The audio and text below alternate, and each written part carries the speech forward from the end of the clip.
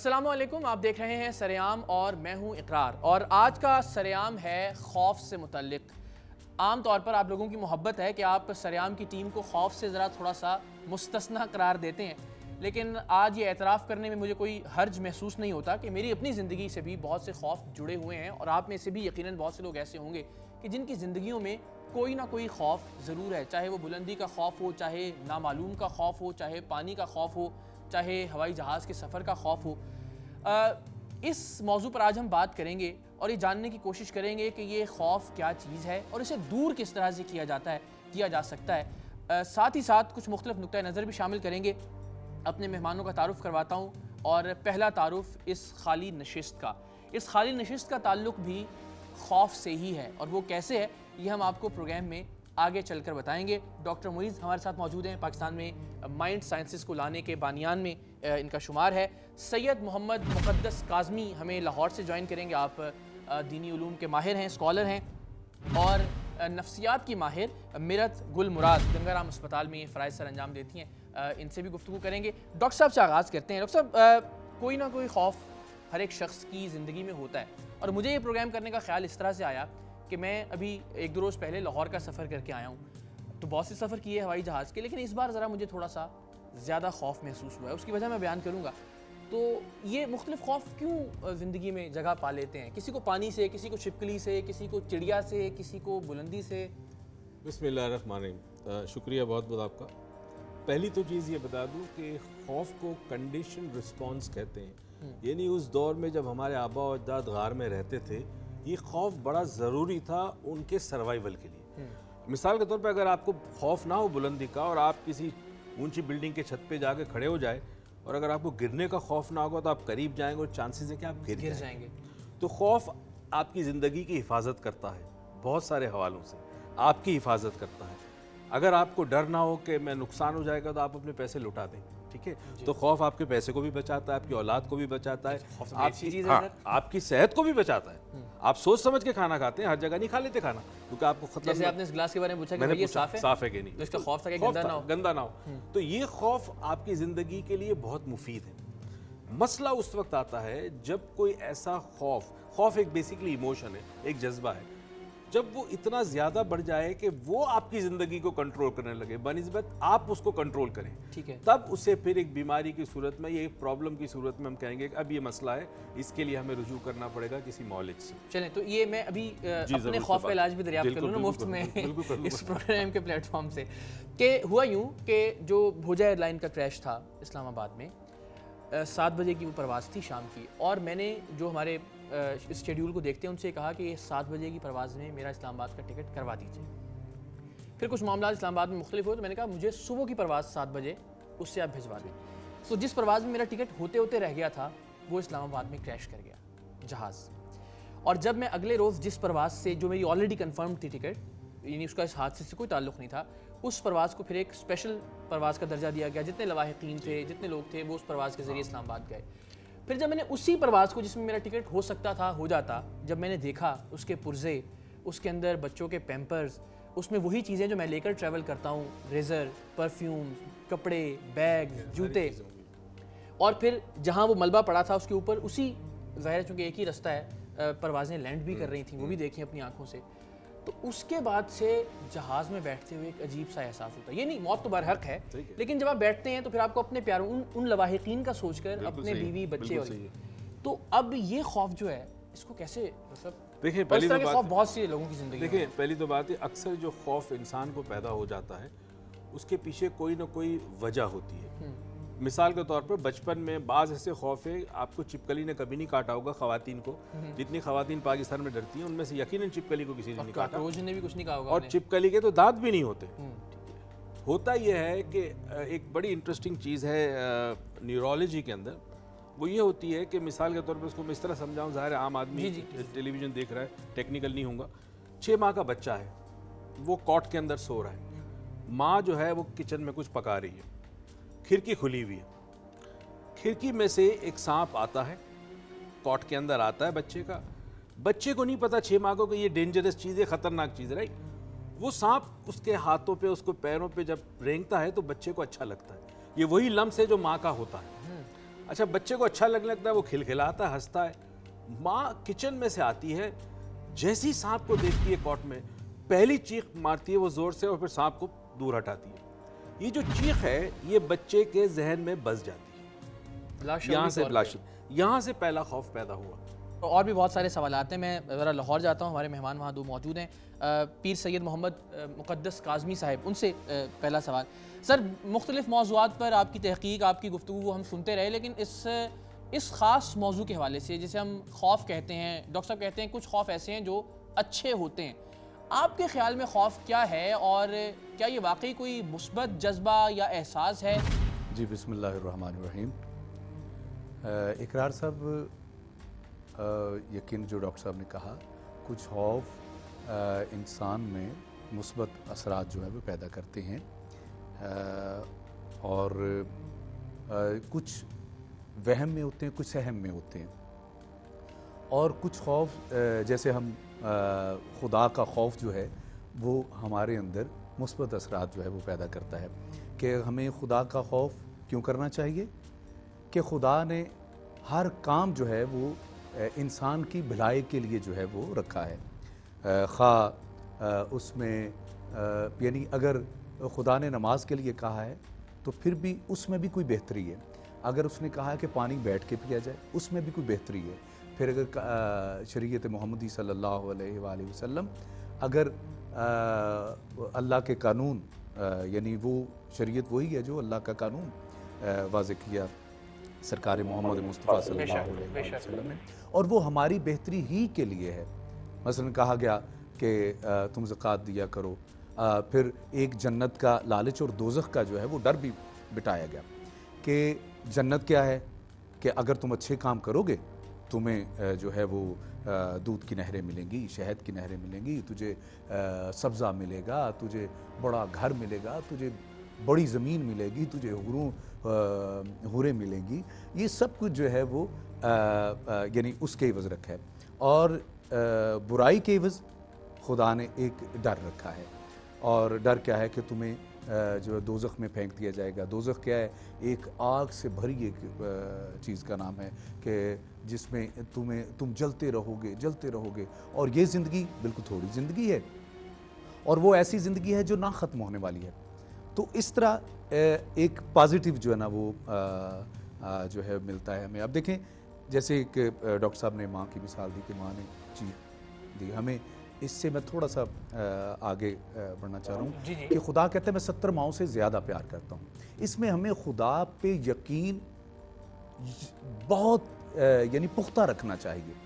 جب ہم پختہ یقین رکھیں گے، دیکھیں کہ خوف ایک ایسی چیز ہے، جیسے اقرار صاحب نے آپ نے اپنا جو مسئلہ بیان کیا، اسی طرح ہر بندے میں کسی نہ کسی بندے میں کسی نہ کسی طریقے سے وہ موجود ہے. تو کیا ہوا کہ بس خدا کہتا ہے میں 70 ماؤں سے زیادہ پیار کرتا ہوں، اس لیے خدا کی ہر وہ بات جو اس نے کہی ہے وہ ہماری بہتری کے لیے کہی ہے.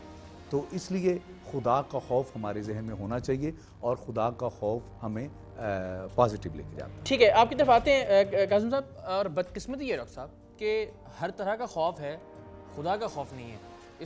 جو ہونا چاہیے وہ نہیں ہے، اور باقی ہر طرح کا خوف ہے. لیکن اس سے پہلے کہ اس پہ مزید بات کریں، میرت گل مراد کی جانب چلتے ہیں. میرت صاحبہ ذرا آپ بتائیں، ظاہر ہے چونکہ آپ گنگا رام میں ماہرہ نفسیات کے طور پر خدمات سر انجام دیتی ہیں، کتنے لوگ ایسے آپ کے پاس آتے ہیں یا لائے جاتے ہیں جو کسی نہ کسی خوف میں مبتلا ہوں اور آپ سے مدد چاہتے ہوں کہ آپ اس خوف سے انہیں نکالیں؟ ہمارے پاس بہت سے لوگ ایسے آتے ہیں، اور جو خوف کی بہت سی مثالیں ہوتی ہیں. جیسے فوبیا میں اسپیسیفک فوبیا بھی ہے، ایگروفوبیا بھی ہے، اگورافوبیا. تو یہ ڈفرینٹ چیزیں ہیں جس کے روزانہ اگر دیکھیں 10 پیشنٹس بھی دیکھیں تو اس میں سے 3-4 تو ہوں گے ایسے پیشنٹس جن کو کسی نہ کسی قسم کی انگزائٹی، کسی نہ قسم کا خوف. اور یہ کافی حد تک صرف یہ نہیں کہ جنرل خوف، کیونکہ خوف بھی 2 طرح کے ہیں. ایک تو خوف ہے کہ جس طرح کاظمی صاحب نے بتایا، ڈاکٹر صاحب نے بتایا کہ اچھے خوف بھی ہیں جو ہمیں اچھائی کی طرف لے کے جاتے ہیں، کہ اللہ سے ڈر ہمیں اچھائی کی طرف لے کے جاتا ہے. ہائیجینک چیزیں استعمال کرنا تاکہ ہماری صحت ٹھیک رہے. لیکن وہی جو ڈاکٹر صاحب نے کہا تھا کہ اتنے ایکسٹریم خوف ہو جائیں جس پہ انسان پہ بیماری غلبہ پا جائے، وہ خوف جب آتے ہیں تو پھر پیشنٹس جو ہیں ان کی روٹین لائف خراب ہوتی ہے، ان کی نارمل فنکشننگ خراب ہوتی ہے، وہ اپنی روزانہ کے کام کاج نہیں صحیح کر سکتے، اپنے دھیان نہیں دے سکتے چیزوں میں. تو اس طرح کے پیشنٹس آتے ہیں، یوزلی ہمارے پاس جو آتے ہیں وہ ڈپریشن اور انگزائٹی مکس ہوئی ہوتی ہے ان کی، کیونکہ وہ گھبرا کے بھی مایوس ہو جاتے ہیں، اور کبھی مایوس اتنے ہوتے ہیں کہ گھبرا جاتے ہیں. تو یہ ساتھ ساتھ چلتا جاتا ہے. ٹھیک ہے، لیکن اس قسم کے مریضوں کا یعنی فرض کیجئے میں ایک مریض ہوں اور میں ہوں، جس کا میں نے اعتراف بھی کیا کہ جی آپ سے بات ہوئی تھی. جی ہاں، تو اس کا کیا یعنی حل کیا ہو سکتا ہے؟ یہ کہہ لیں کہ میں نے یہ پروگرام اسی چکر میں رکھا ہے، لیکن ظاہر ہے بہت سارے لوگ اس ملک میں ایسے ہوں گے جو اس وقت ہمیں دیکھ رہے ہیں اور وہ کسی نہ کسی طرح کے خوف میں مبتلا ہیں، اور خاص طور پر یہ جو ہوائی جہاز کا سفر ہے، کیا کیا جا سکتا ہے؟ یعنی میں ایک عام آدمی کی حیثیت سے کیا کروں جب جہاز ٹیک آف کر رہا ہے اور مجھے لگ رہا ہے کہ اللہ رحم کرے، اور جب لینڈ کر رہا ہے تو بھی میں کہہ رہا ہوں اللہ رحم ہی کرے. ظاہر ویسے تو کہنا چاہیے اللہ رحم کرے، لیکن وہ اس میں ایک خوف بھی شامل ہوتا ہے. بالکل، ڈاکٹر معیز نے بالکل جو ایک ٹیکنیک بتائی ہے جس کو ڈائیورجنٹ ٹیکنیک ہم کہتے ہیں. ہم یوزلی جو فرسٹ اسٹیپ ہوتا ہے وہ ہم بتاتے ہیں کہ جس قسم کا بھی خوف ہے، جس چیز سے بھی خوف ہے، سب سے پہلے مریض کو ڈائیورجن آنی چاہیے اپنے خوف کو، کیونکہ وہ فوکس کرتا ہے کہ یہ میرا خوف ہے، اس کے بعد یہ ہونا ہے، اس کے بعد یہ ہونا ہے، اس کے بعد پتہ نہیں کیا ہو جانا ہے. ٹھیک، تو وہ جو اس کی پوری وشیس سائیکل ایک چلتی ہے نا کہ اس کی چین سے چین، وہ اپنے ڈر کی چین پوری بناتا ہے اور اس کا سرکل بنا لیتا ہے. ہم اس کے سرکل کو توڑتے ہیں کہ اگر آپ جہاز پہ بیٹھ گئے، جیسے وہ ڈاکٹر معیز کے ساتھ بندہ جہاز پہ بیٹھ گیا تھا، اس کے بعد جب وہ پورا جہاز سے جب اترا ہوگا تو ڈاکٹر معیز نے ضرور کہا ہوگا کہ کیسا سفر رہا آپ کا. تو وہ ہی مائٹ بی لائک وہ بہت زیادہ امپریس ہوا ہوگا ڈاکٹر صاحب سے، کیونکہ ڈاکٹر صاحب نے جو ٹیکنیک استعمال کی وہ بڑی پرفیکٹ تھی کہ اس کو ڈائیورٹ کر دیا، اس کا دھیان ہی نہیں گیا اس کے خوف کی طرف، کیونکہ وہ خوف اس کا جو تھا وہ بایولوجیکل نہیں تھا، وہ تو سائیکولوجیکل ہے. تو سائیکولوجیکلی جب اس کا دماغ اس پہ لگا لیا گیا تو اس نے سوچا ہی نہیں کہ اس کو خوف بھی ہے. ٹھیک ہے، تو یہ پہلی چیز یہ ہوتی ہے. اس کے بعد جو کیونکہ انگزائٹی جب ہوتی ہے، کوئی خوف ہوتا ہے، تو اس میں ہمارے سارے بایولوجیکل نظام بہت خراب ہوتا ہے. گھبراہٹ، سانس چڑھنا، پٹھوں کا کھچنا، سر میں درد ہونا، پیاس لگتی ہے، پیٹ میں عجیب سی کیفیت سی ہو جاتی ہے. تو اس کیفیت کو کنٹرول کرنے کے لیے ہم جو ماہر نفسیات ہوتے ہیں ہم لوگ، تو ہم ڈفرینٹ ایکسرسائزز سکھاتے ہیں، جو ریلیکسیشن ایکسرسائزز ہوتی ہیں، ڈیپ بریدنگ ہوتی ہے، کیونکہ لوگوں کو گھبراہٹ میں سانس نہیں آتا، سانس پھولتا ہے، ہائپر وینٹیلیشن ہو جاتی ہے، زیادہ تیز سانس آ رہا ہوتا ہے. تو اس کو وہ ہم کنٹرول کرنا، ڈیپ بریدنگ یا جس طرح بھی ڈفرینٹ کائنڈ آف بریدنگ ہوتی ہیں وہ سکھاتے ہیں، ریلیکسیشن ایکسرسائزز سکھاتے ہیں. پھر آہستہ آہستہ ان کے مطابق ان کا پروگرام بنایا جاتا ہے کہ ان کو سٹیپ بائی سٹیپ کیسے چلنا ہے، تاکہ ان کی جو انٹرا سائیکک لائک ان کے شعور اور لا شعور میں جو کانفلکٹ چل رہا ہے اس کو کیسے حل کیا جائے. یہ حل ہوتا ہے کہ آپ باتوں میں لگا لیں، اور فرض کریں اگر بندہ نہیں ہے باتوں میں لگانے والا. دیکھیں پہلے تو آپ اتنے ماہر ہوں، ظاہر ہے ہر ایک آدمی بات نہیں کر سکتا اس طرح. جب اس کا فوکس تھا کہ جہاز ہل رہا ہے، اب ڈسینڈ ہو رہا ہے، نیچے کی طرف جا رہا ہے، فیلنگ آ رہی تھی، اس سینسیشن سے، فزیکل سینسیشن تھا نا، جب جہاز نیچے جاتا ہے تو آپ کو ایک فزیکلی فیل ہوتا ہے، اس سے ذہن ہٹانا یہ پھر تھوڑا سی مہارت کی بات ہے. تو ظاہر ہے وہ ہو گیا، نہیں تو وقتی ہو گیا نا. اس کے بعد وہ صاحب آئے اور ہم نے ان کو ایک سیشن دیا. نارملی ہم ایک سیشن میں کام کرتے ہیں. اچھا، ہمارے پاس ٹیکنیک سائیکالوجی میں جو کنونشنل سائیکالوجی ہے اس میں بعض بڑی انٹرسٹنگ ٹیکنیک ہے. فار ایگزامپل ویژولائزیشن ہے، ریلیکسیشن ہے، اس کے بعد کوگنیٹو بیہیویئر تھیراپی ہے، ایک فلڈنگ ٹیکنیک بھی کہتے ہیں. پہلے سمجھ لیں دو قسم کے اگر ہم کیٹیگرائز کریں تو ایک فیئر پیورلی بایولوجیکل یا کیمیکل ہوتا ہے. ٹھیک ہے، یہ ہم سب میں ہوتا ہے اور کوئی بڑی بات نہیں، کیونکہ اسٹریس جب آپ کو بڑھتا ہے تو ایک رسپانس ہوتا ہے جس کو ہم کہتے ہیں فائٹ اینڈ فلائٹ رسپانس، یا تو بھاگو یا پھر لڑو. ٹھیک ہے، وہ رسپانس ہمارے اندر بہت ضروری ہے ہماری سروائیول کے لیے. تو یہ نیچرل ہے، سب میں یہ ہوتا ہوگا. آپ کو خوف آتا ہے؟ مجھے ایک دفعہ بہت سال پہلے، میں آپ کو ایک انٹرسٹنگ قصہ بتاؤں. ایک خاتون تھی، کئی سال تک میری شاگرد رہی، تو میرے سامنے بیٹھی ہوئی تھی، مجھ سے کہتی ہے ڈاکٹر صاحب آپ کو سب سے زیادہ خوف کس سے آتا ہے؟ آپ کو پتا میں نے کیا جواب دیا؟ میں نے کہا اپنے آپ سے.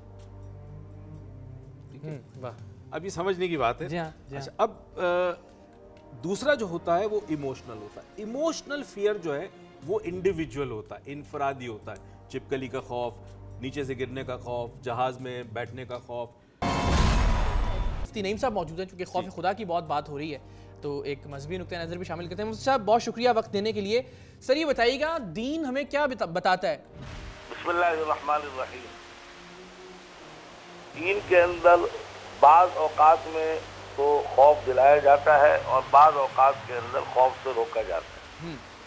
मसलन मिसाल के तौर पर खौफ की चीज़ है कि आदमी मौत से डरता है, तो अल्लाह ताला ये कहते हैं कि मौत का खौफ ना करो, इसलिए कि मौत का एक वक्त मुकर्रर है और उस पर आकर रहेगी जी।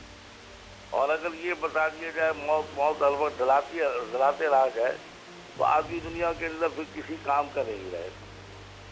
तो इसलिए अल्लाह ताला ने कह दिया कि मौत का वक्त मुकर्रर है। सही। दूसरे खौफ की वजह होती है इज्जत, कि आदमी सोचता है कि मेरी इज्जत खराब होगी, तो अल्लाह ताला ये कह रहे हैं वो तो हिंदू मंतशा वो तो जिल्लु मंतशा। इज्जत और जिल्लत जो है वो मेरे हाथ में है।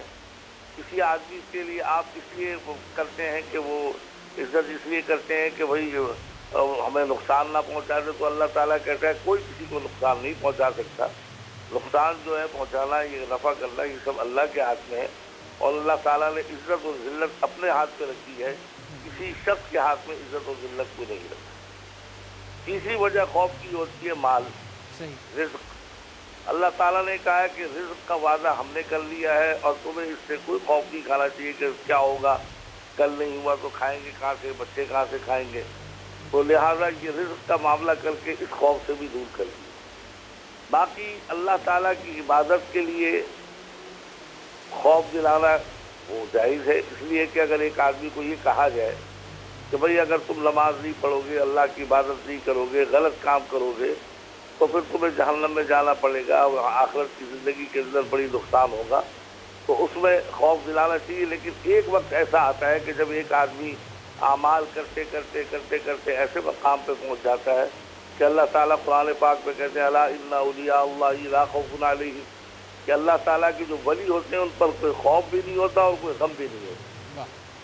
तो ये मालूम हुआ कि खौफ भी अब बाज़ मरतबा खौफ नुकसानदेह भी है, जैसे कि लोग अपने बच्चों को डराते हैं कि वही जिन आ रहा है, भूत आ रहा है, फलां आ रहा है, उससे डराते हैं। अब ये डराना बिल्कुल गलत है, उससे बच्चों की हौसला चिकनी होती है और एक बाज़ मरतबा बच्चों पर ऐसा खौफ आ जाता है कि वो बड़े होने के बाद भी ये देखते रहते कि जिन तो नहीं आ रहा, कोई भूत तो नहीं आ रहा। हमारे पास बहुत से ऐसे नौजवान आते हैं, बड़े आते हैं, तो जो बेचारे जिन और भूत के चक्कर के अंदर सारी ज़िंदगी अपनी तबाह कर दी। अच्छा। और उसकी वजह बुनियादी ये है कि माँ बाप ने बचपन से जो है वो जिन और भूत का खौफ दिलाया हुआ, और ये गुनाह भी है। ठीक है। जिन और भूत के खौफ से आप जो है डरा कर झूठ पर आमादा कर रहे हैं। और माएँ भी ये करती हैं कि अपने बच्चों को तरबियत करने के बजाय उनको कोई अच्छे किस्से सुनाएं, सहाबियात के किस्से सुनाएं, या तो कार्टून दिखाने के लिए उनको टीवी पर बैठा देती है, कार्टून देखते रहो कंप्यूटर के ऊपर, या उनको किसी को अपने आप को करने के लिए किसी और काम में लगा देती है, या उनको खौफ दिलाती रहती है कि वो फलां जगह से ये आ रहा है, फलां जगह से आ रहा है। तो मैं समझता हूँ कि इस खौफ से तो सारी ज़िंदगी बच्चे और औलाद जो है वो खौफ। ठीक है, लेकिन मुफ्ती साहब एक सवाल जो है आपकी गुफ्तगू के बाद मेरे जहन में आया, वो ये कि अगर ये तमाम तर चीज़ें, और ज़ाहिर है इसमें कोई शक नहीं है, आपने जिस तरह फरमाया वतुइज़्ज़ु मंतशा वतुज़िल्लु मंतशा, ज़ाहिर है इज़्ज़त का मामला अल्लाह तबारक व तआला के हाथ में है, रिज़्क़ का मामला अल्लाह तबारक व तआला के हाथ में है, सेहत से मुतल्लिक़ जितने भी खौफ हैं वो ज़ाहिर है अल्लाह बेहतर जानता है कि किसको सेहत देनी है और क्या। लेकिन इसका क्या मतलब है कि हम फिर कोशिश करना तर्क कर दें? अगर ये मामला हम ये सोच लें कि हमें घबराने की ज़रूरत ही नहीं रिस्क के मामले में, तो ज़रा इसको इस अंदाज़ में बताइएगा कि फिर ये सब चीज़ें तो दुरुस्त, हम मानते हैं कि कादिर मुतलक हर मामले में अल्लाह ताला की ज़ात है, लेकिन फिर कोशिश करना, फिर एहतियात बरतना सेहत के मामलात में, फिर रिस्क के लिए कोशिश करना, फिर करप्शन ना करना कि कहीं मेरी इज़्ज़त पर कोई हर्फ ना आए, फिर ये सब क्या चीज़ें हैं, ये करनी चाहिए? तो बतला दूँ कि कोशिश करना ये तो इंसान के लिए ज़रूरी है। अल्लाह ताला कुरान में कहता है वअलैसा लिल-इंसानि इल्ला मा सआ, इंसान को जो भी कुछ मिलता है वो उसकी कोशिशों से मिलता है। तो लिहाजा सही करना, कोशिश करना ये तो इंसान के लिए फ़र्ज का दर्जा रखता है। लेकिन इस खौफ से कि नस्बंदी करवा ली जाए कि अगर 2 बच्चे हो जाएंगे तो उनके खाने पीने का क्या होगा, उनकी औलाद का क्या होगा, अल्लाह ताला ने उसकी नबी की है, इसका खौफ ना करो, इसलिए कि रिज़्क़ का वादा हमने किया है, लिहाजा किसी और ने वादा नहीं किया है। अगर आपको कोई दीन के काम में आप जा रहे हैं कहीं पर, आप ये समझते हैं कि मैं यहाँ नमाज पढ़ूंगा तो लोग हंसेंगे, तो यहाँ अल्लाह ताला ये कहता है वो थोड़ी तुम मत जाऊँ, इज़्ज़त और ज़िल्लत मेरे हाथ में, मैं जिसको चाहूँ दूँ। तो लिहाजा मकसद कहने का सिर्फ ये है कि अगर किसी को इसलिए खौफ दिलाया जाए कि ताकि वो अपनी सेहत को और दूसरी चीज़ों को बरकरार रखे, उसकी तो इजाज़त है, لیکن خوف اس درجے کا نہ ہو کہ وہ بیچارہ اتنا مریض بن جائے نفسیاتی طور پر، ہر وقت یہ اپنا بلڈ پریشر چیک کر رہا ہے، ہر 5 منٹ کے بعد وہ اپنی شوگر چیک کر رہا ہے، یہ جو ہے نا یہ مناسب ہے۔ درست، بہت شکریہ آپ کا۔ مفتی نعیم ہمارے ساتھ موجود تھے، محتمم ہیں جامعہ نعیمیہ کے۔ لاہور چلیں گے واپس، سید محمد مقدس کاظمی ہمارے ساتھ موجود ہیں۔ کاظمی صاحب ذرا اسی موضوع کو لے کر کچھ آگے بڑھتے ہیں کہ جو گفتگو انہوں نے کی مفتی نعیم صاحب نے، اب اس میں ایک چیز جو میرے ذہن میں آ رہی ہو سکتا ہے میں درست ہوں یا غلط، کہ توکل جو ہے وہ پھر کیا ہے؟ یعنی مکمل طور پر آپ کو ہر چیز چھوڑ دینی چاہیے اللہ تعالیٰ کی ذات پر، یا پھر کچھ چیزیں جو ہیں وہ اپنی صحیح اپنی کوشش جو ہے اس کے حوالے سے کرنی چاہیے، اور ان کے حصول کے لیے ظاہر آپ کو ایفرٹ بھی کرنی چاہیے اور خود کو بچا کے بھی رکھنا چاہیے تاکہ کوئی افتاد نہ آن پڑے آپ پر؟ دیکھیں جی، اللہ تعالیٰ نے انسان کو خود مختار بنایا ہے اور اس کو یعنی شعور دیا ہے کہاں اس کے لیے کیا بہتری ہے اور کیا جو ہے توکل جو ہے بہت اچھی بات ہے، لیکن اس کے ساتھ ساتھ پریکٹیکل آپ نے کرنا ہے۔ یعنی اس نے تو آپ کو راستے دکھائے ہیں، یعنی اگر آپ ہاتھ پہ ہاتھ دھر کے بیٹھ جائیں گے تو یقیناً جو ہے وہ کچھ نہیں ہو سکے گا۔ کیسے کھانا آئے گا، کہاں سے آئے گا، اور آپ کے بچے کیسے پلیں گے، یہ ساری کی ساری باتیں یعنی اس جس نہج سے سوچی جا رہی ہیں، مَتُعِزُّ مَن تَشَاءُ وَتُذِلُّ مَن تَشَاءُ بِیَدِکَ الْخَیْرُ، اس پہ آگے کہ خدا یہ کہتا ہے کہ ہم خیر کا ہاتھ بھی ہیں، اور وہ ان اللہ علی کل شیء قدیر کا مصداق بھی ہے، یعنی کہ جو چاہتا ہے وہ کرتا ہے، جیسے چاہتا ہے وہ کرتا ہے، اس میں کوئی شک نہیں۔ لیکن اس کے ساتھ ساتھ ہمیں بھی خدا نے یہ شعور دیا ہے، عقل دی ہے کہ ہم نے کیا کرنا۔ بے شک، بہت شکریہ آپ کا۔ سید محمد مقدس کاظمی ہمارے ساتھ موجود تھے، اور بس آخری کامنٹ بتائیے گا، جس طرح یہ مقدس کاظمی صاحب فرما رہے تھے، اسے سیلف سٹیٹمنٹس کہیں گے ہم کہ ظاہر ہے آپ خود کو اس میں یہ جو بات توکل کی ہو رہی تھی تو کہ جی اگر ہمارے نصیب میں یہ لکھا گیا ہے کہ اتنا رزق ملنا ہے تو پھر ہم کیوں محنت کریں؟ ٹھیک ہے، یہ ڈر بھی تو اللہ نے ڈالا ہے۔ ہمارے پاس پیشنٹس آتے ہیں ضرور یہ کہتے ہیں کہ بھئی ڈر بھی اللہ نے ڈالا، اللہ نکال دے گا، یہ مجھے اب نوکری نہیں مل رہی یا مجھے یہ بیماری آ گئی ہے تو پھر ٹھیک ہے اللہ کرے گا کیونکہ اللہ نے تو لکھ دیا ہے تو میں محنت کیوں کروں؟ تو یہ میں بڑی ٹپیکل سی ایک مثال ہے میں دیتی ہوں کہ میں کہتی ہوں کہ من و سلوہ بھی مسلمانوں پہ اترا تھا تو یہ نہیں تھا کہ من و سلوہ سامنے پڑا تو ان کے پیٹوں میں خود ہی نہیں چلا گیا تھا، وہ آگے بڑھے، انہوں نے لیا، ان کو توڑنا پڑا، منہ میں ڈالنا پڑا، ان کو چبانا پڑا، ان کو اندر نگلنا پڑا، پھر گیا۔ سو ہر حالت میں کوشش کرنی ہوتی ہے، چاہے آپ کو پکی پکائی چیز بھی مل گئی ہے پھر بھی آپ کو پھر بھی منہ تو ہلانا پڑے گا، کچھ تو کرنا پڑے گا اپنے لیے۔ تو یہ ان کے لیے ڈیفرنٹ، ہم جو بھی جیسے انڈیویجویلٹی جو ڈاکٹر مویز نے کہا وہ بھی کہ ہمیں انفرادی طور پہ دیکھنا ہوتا ہے کہ یہ اس مریض کو ہم کس لائن پہ چلا سکتے ہیں، کیونکہ دیکھیں ہمارے پاس جتنے بھی پیشنٹس آتے ہیں نا بیسیکلی اللہ کا خوف تو ہوتا ہے ان میں، لیکن پھر وہ اس کو جو ہے نا پیچھے چھوڑ جاتے ہیں، مذہب سے دوری ہو جاتی ہے، تو وہ کہتے ہیں کہ جی یہ دیکھو نا اللہ نے تو ہمیں ٹھیک نہیں کیا، یہ اس طرح نہیں کیا۔ تو ہمیں کیونکہ ہم تو دینی رہنما نہیں ہیں، ہم نے تو نفسیات کی بات کرنی ہے، تو ہم نے اس کے مطابق چلنا ہوتا ہے۔ جو دین کی طرف ہوتا ہے، جو اللہ کو ضرور اللہ کی رسی کو پکڑے ہوئے ہوتا ہے، وہ کہتا ہے کہ جی میں نمازیں تو پڑھ رہا ہوں، سارا کچھ کر رہا ہوں، تو ہم پھر اس کو ضرور کہتے ہیں کہ آپ کسی سے مشورہ کر لیں، کسی دینی رہنما سے مشورہ کر لیں، کیونکہ میں اتنی مناسب شخصیت نہیں ہوں کہ میں آپ کو دین کی باتیں سمجھانے لگ جاؤں۔ تو میں اس کو ضرور کہتی ہوں کہ آپ ان سے بھی رجوع کریں، لیکن ان پہ اثر مطلب صورتوں کا بھی ہوگا، دم کا بھی ہوگا، وردوں کا بھی ہوگا، ساتھ تھیراپی کا بھی ہوگا، لیکن جو صرف فوکس رہتے ہیں تھیراپی پہ نا، ان کو ہم سیورل تھیراپیز ہیں، سی بی ٹی جو کوگنیٹو بیہیویئر تھیراپی ہے وہ اس میں بہت سی ٹیکنیکس ہیں، بیہیویئر تھیراپی تو ہے ہی ایکسپیریمنٹل تھیراپی جس میں ہم ایکسپیریمنٹس کرتے جاتے ہیں، اچھا آپ کا خوف اس سے دور نہیں ہوا تو ہم یہ کر کے دیکھتے ہیں، اس سے دور نہیں ہوا تو یہ کر کے دیکھتے ہیں، کوشش کرتے رہتے ہیں۔ لیکن ڈاکٹر صاحب بس مجھے ذرا آخر میں یہ بتا دیجیے، چھپکلی سے ڈرنے والی خاتون آ گئی ہوں کہ میرا یہ خوف کیسے دور ہوگا، یا کاکروچ سے ڈرنے والی کوئی خاتون، یا بلندی یا پانی کے خوف والا کوئی مریض آیا ہو؟ یہ جو چھپکلی سے ڈرنے یا کاکروچ سے ڈرنے والا جو ہے نا یہ ایکسیپٹیبل ہے ہمارے معاشرے میں، صنف نازک چھپکلی سے ڈرنا جائز ہے، تو اس لیے اس سے وہ چھپکلی سے ڈرنے جن کو ڈر ہے وہ اتنے زیادہ میرے تو اس تجربے میں نہیں آئے، باقی شاید کسی کو ملے ہوں، کیونکہ یہ ایکسیپٹیبل ہے، خواتین جی ڈرتی ہیں، ہر عورت ڈرتی ہے چھپکلی سے، کاکروچ سے بھی ڈرتی ہے، تو یہ ہاں، لیکن اگر کوئی واقعی ہی کوئی آ جائے اس ہیلپ کے لیے، اول تو آتے نہیں ہیں چھپکلی اسپیشلی کے لیے، تو اگر آ جائیں تو پھر تو ضرور ان کی ٹریٹمنٹ مطلب کی جاتی ہے۔ لیکن یہ ایک اور سوال آخر میں، چونکہ پھر ہم کنکلوڈ کریں گے، یہ نامعلوم کا خوف ہے، ہمیں خوف ہوتا ہے ہمیں پتہ نہیں ہوتا کہ کس چیز کا خوف ہے، یہ کیا ہے؟ یہ کیا ہے؟ پینک اٹیک ہوتے ہیں اس سے، جیسے ہم کہتے ہیں کہ فیئر آف ان نون، ہمیں پتہ نہیں کیا ہو جائے گا، ٹھیک ہے، اس کی وجہ سے ہی تو چھپکلی سے ڈر ہوتا ہے، پتہ نہیں اگر یہ گر گئی تو، اگر یہ میرے پہ گر گئی تو، اگر اگر تو یہی ڈر بیسیکلی بڑھاتا ہے ہمارا. تو ہم نے یہی کرنا ہوتا ہے، گریڈڈ ایکسپوئرز دلاتے ہیں، ہم ریلیکس کرتے ہیں، کہتے ہیں چلو یہ گر گئی تو دیکھتے ہیں کیا ہوتا ہے، ہم بھی ساتھ بیٹھے ہیں، آپ بھی بیٹھو، دیکھتے ہیں کیا ہوتا ہے. سو ہم لوگوں نے ان کو سیف انوائرمنٹ میں ایکسپوئر دلانا ہوتا ہے وداؤٹ میڈیکیشن. اگر کوئی ہمیں چاہے کہ جی ہم نے صرف ہم نے میڈیکیشن نہیں لینی، ہمیں آپ ایسے ہی کروائیں. ہاں لیکن اگر کوئی بہت ہی سیویئر کنڈیشن میں ہوں تو ان کو ہم کچھ اینٹی انگزائٹی، کچھ مسل ریلیکسنٹس، کچھ انزولیٹکس ان کو ڈاکٹر کو ہم بھیجتے ہیں کہ وہ ان کو دے دیں تاکہ تھوڑا سا وہ کام ڈاؤن ہو، تاکہ ہماری بات سننے کے قابل ہوں. پھر ہم ان کو تجرباتی لحاظ سے طریقہ کار بتاتے ہیں اور وہ پھر ان کو ہم مشقیں کراتے ہیں. بہت شکریہ آپ کا، بہت شکریہ. میرت گل مراد ماہر نفسیات ہمارے ساتھ موجود تھیں لاہور سے. ڈاکٹر صاحب ذرا یہ بتائیے، کوئی کراچی کے ماحول میں ہم رہتے ہیں جہاں اگر مانگنے والا بھی شیشہ کھٹکھٹاتا ہے تو ہم یوں ڈرتے ہیں کہ پتہ نہیں موبائل مانگنے والا آ گیا ہے. تو یہ ایسے کچھ لوگ آتے ہیں آپ کے پاس، اور یہاں تو بہت ہے کہ بچوں کا باہر لے کے نہیں نکلیں گے، آپ اپنی فیملی کے ساتھ جاتے ہوئے خوف کھائیں گے، آپ کو ہر چوراہا لگتا ہے جیسے مقتل گاہ ہے، ہر سگنل پہ آپ کو لگتا ہے آپ کو موبائل چھن جائے گا. تو کراچی میں یہ مسائل ہیں، لوگ آتے ہیں اس خوف کو لے کے آپ کے پاس. فیئر کے بارے میں یہ کہتے ہیں کہ ایک لرنڈ بیہیویئر ہوتا ہے یا لرنڈ رسپانس ہوتا ہے. یا تو آپ کے ساتھ گزری ہے کوئی ایسا واقعہ آپ کو یاد ہے؟ ایک سر پانچ میرے ساتھ 2 ہو چکے ہیں. صحیح.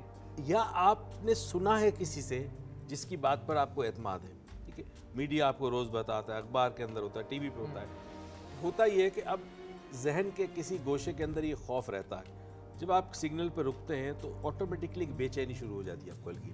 جی. اب جہاں کوئی قریب آیا گاڑی کے تو وہاں فوراً سے آپ الرٹ ہو جاتے ہیں.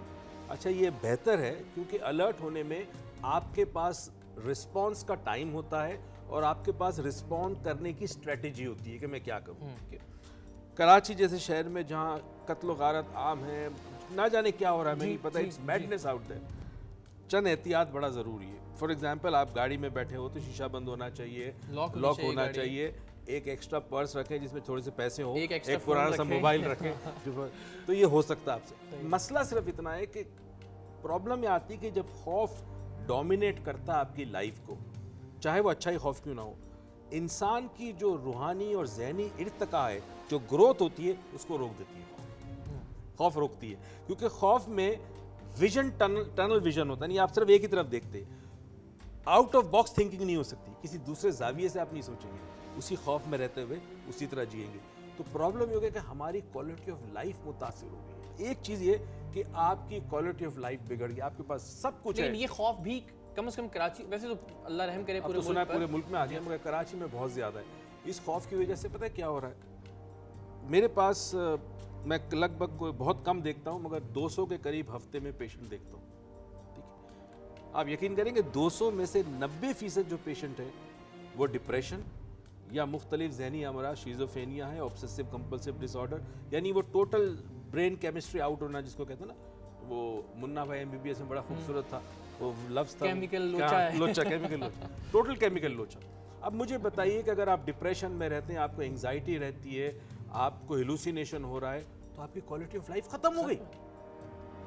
آپ رات کو سوتے ہیں، بجلی نہیں ہے، اب آپ پریشان، رات کو اٹھے، جب بجلی نہیں ہے تو وولٹیج کم ہے، کئی دن سے وولٹیج کم تھے شہر کے کئی علاقوں میں.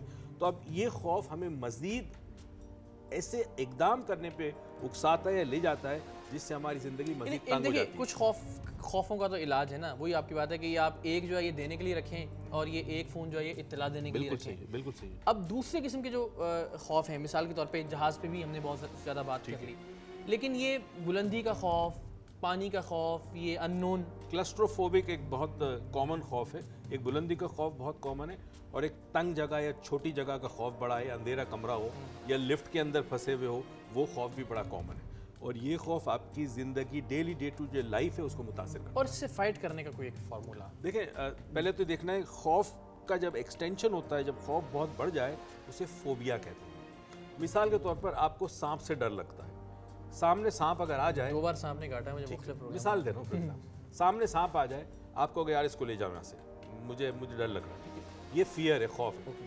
مگر اگر آپ کو فوبیا ہوگا، وہ سانپ آپ دیکھیں گے نا تو آپ حواس گئے آپ کے، آپ نے چیخنا چلانا, یہاں سے کرسی پھینک کے آپ باہر بھاگیں گے.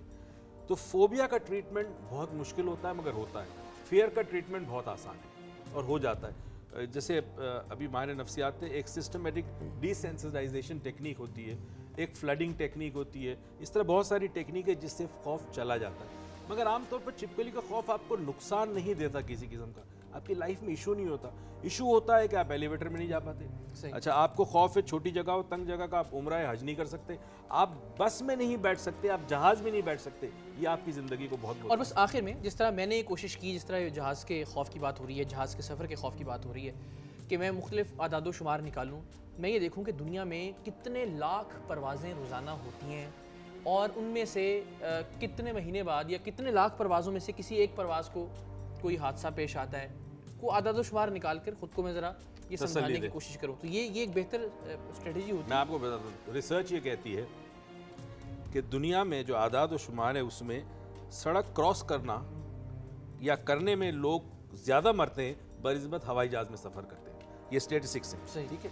مگر مسئلہ یہ کہ جب خوف ہوتا ہے تو آپ کی منطق کام نہیں کرتی, آپ کی لاجک اگر کام کرتی تو چھپکلی سے ڈر کیوں لگتا کہ کچھ بھی نہیں کر سکتی, رائٹ. تو منطق کام نہیں کرتی آپ کی, کیونکہ آپ کی ایموشنل سٹیٹ میں آپ چلے جاتے اور وہاں پھر بس یہ پرابلم ہوتا ہے. مگر اتنا ضرور ہے کہ ہمیں جینا ہے, زندگی گزارنی ہے, کوشش کرنا ہے کہ خوف اگر ہو تو اس کا علاج کرائیں اور کم سے کم اپنا خوف اپنی اولاد کو پاس آن نہ کریں. آپ دیکھیں, ایک چیز آج آپ کو بتا دو آپ کے پروگرام کے توسل سے, جب آپ سے کوئی بات کرتا ہے آپ جملے سنتے ہو, رائٹ, یہ جملے آپ کے کان میں نہیں جاتے, وائبریشن جاتی ہے.